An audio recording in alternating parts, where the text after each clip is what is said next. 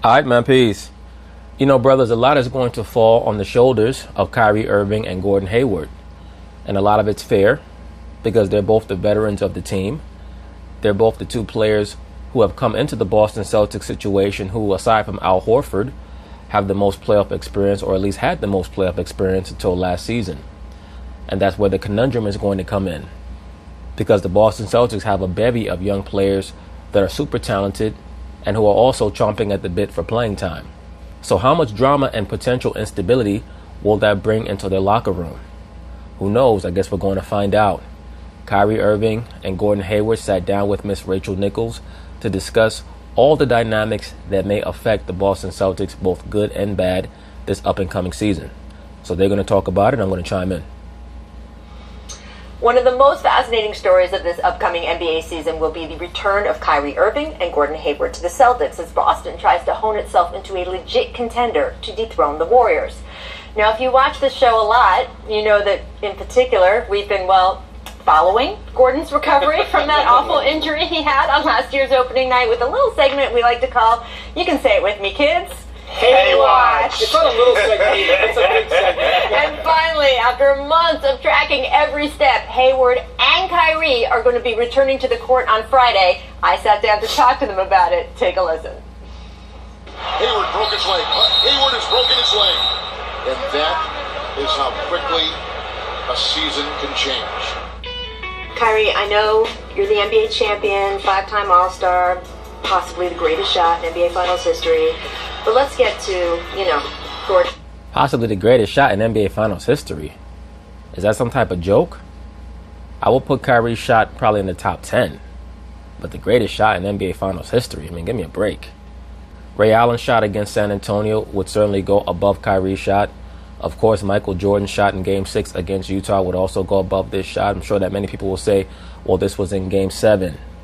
Well, at the end of the day, when you're talking about the most memorable shots in the history of the NBA Finals, once again, this shot is up there. But those two shots came with under 5 seconds left. Like those were some crucial moments. Kyrie's shot is up there. Once again, I will put it probably top 10, maybe even top 5. But greatest shot in NBA Finals history, no.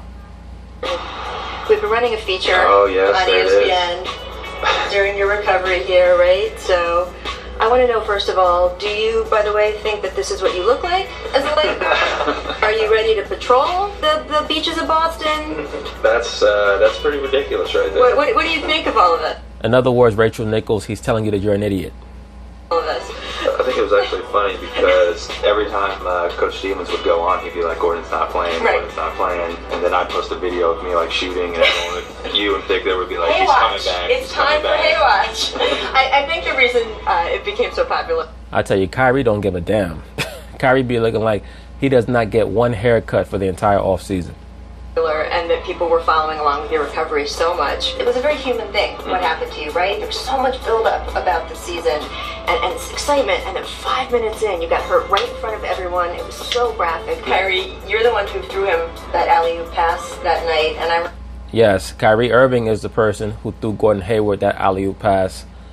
And LeBron James intercepted Gordon Hayward in midair and knocked him out of the sky like he was a damn United States Air Force pilot trying to protect his country. That shit was pretty clear as day that LeBron James was trying to send a message that probably went a little bit too far. That obviously went a little bit too far. And I remember you and I talked about it for a couple weeks afterward. It seemed to really stick with you. It still does.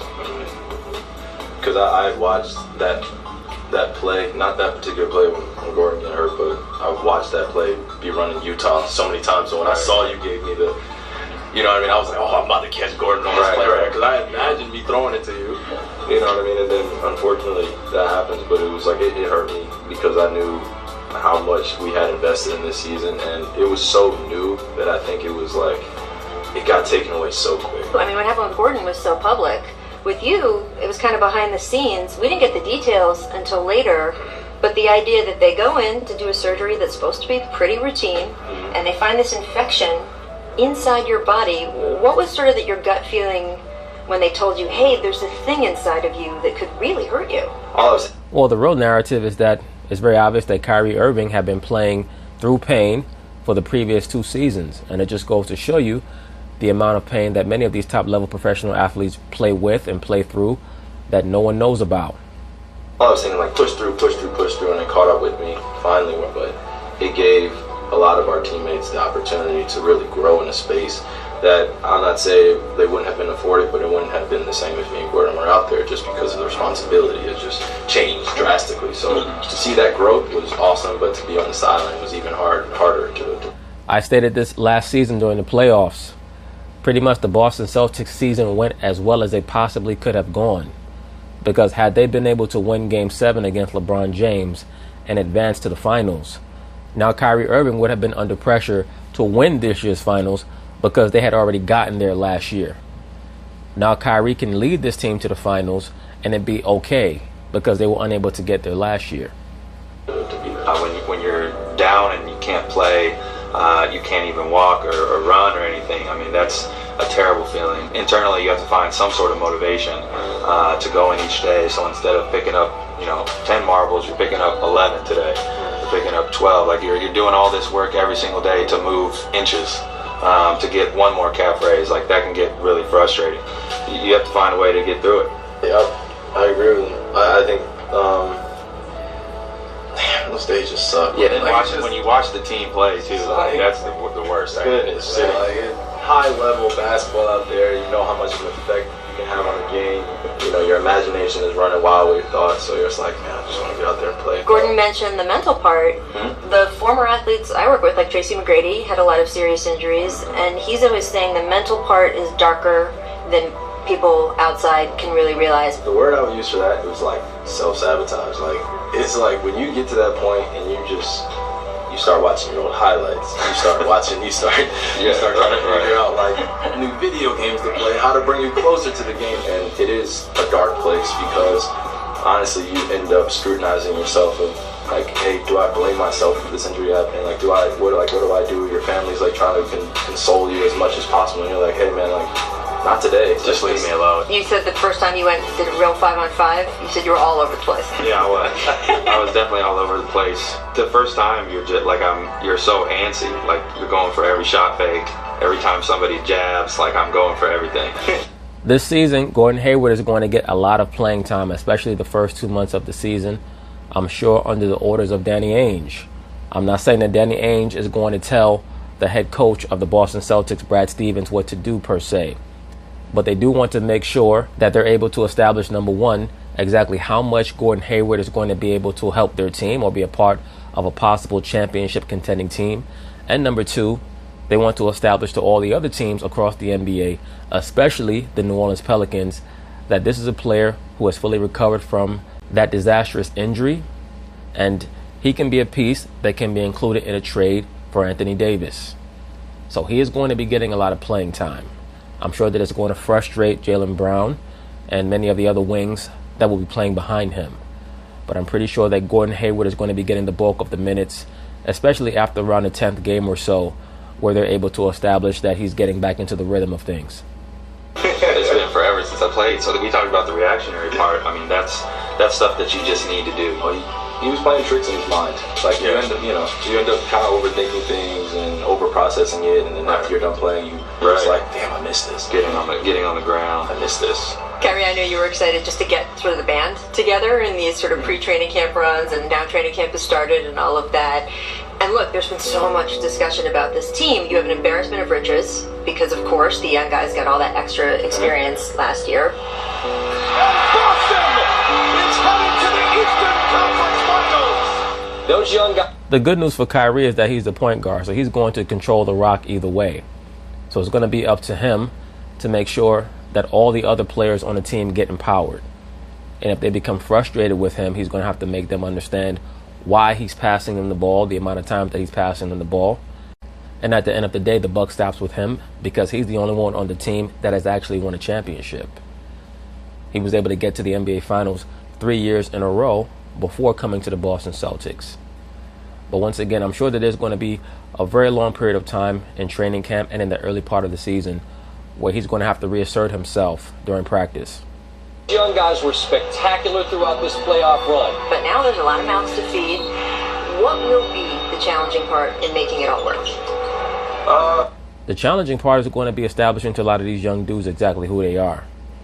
Many of them think that they're a little bit better than they actually are. Starting with this brother right here, Terry Rozier, who I think is a starting NBA point guard. But I believe that he certainly thinks that he's on the level with Kyrie, as he should, but he's not, obviously. It reminds me a lot of the situation that was going on in Oklahoma City between Russell Westbrook and his backup, Jackson, who ended up getting traded to the Detroit Pistons. I would say, I wouldn't even say, there are going to be challenges, but I would say the most exciting thing is that we actually have that problem. And there are going to be opportunities that are afforded to all of us where we have to be great in our individual roles, and we have to take advantage of that. I mean, part of it, too, is sort of, you guys are the voices of reason, the older guys, right? Which is scary now. Yeah. But it's true, and sometimes there's going to have to be some one-on-one conversations, right? Sometimes you guys are going to have to pull the younger guys aside and say, okay. Especially Kyrie, since he's the point guard. Now, what Kyrie has going for him is that arguably the second most talented player on the team, at least offensively, Jason Tatum, is also a Dookie. And Jason Tatum has gravitated towards Kyrie since he was drafted and since Kyrie got there. So that's certainly something that is on Kyrie's side. Now, the situation with Marcus Smart or with Terry Rozier could possibly spin out of control or spiral out of control, depending on how successful the Celtics are. I think if they get off to a good start, those guys are more likely to stay quiet.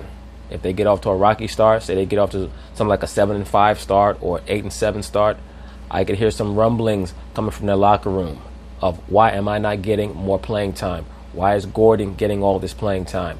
Why can't I sub in for somebody sooner? Or why can't I just play alongside Kyrie? Things of that nature. So they're going to have to get off to a good start. As long as we keep everything tight within our locker room, we'll be all right. Because social media monster can take over a locker room in an instant, Absolutely. And as we're seeing now. Yes. Yeah. So. And I think the nice thing is, I think a lot of our guys understand that we have young guys, but they're smart, and I think they buy in. Yeah. So. Yeah. Just you want to keep everything in house as best as possible. Kyrie,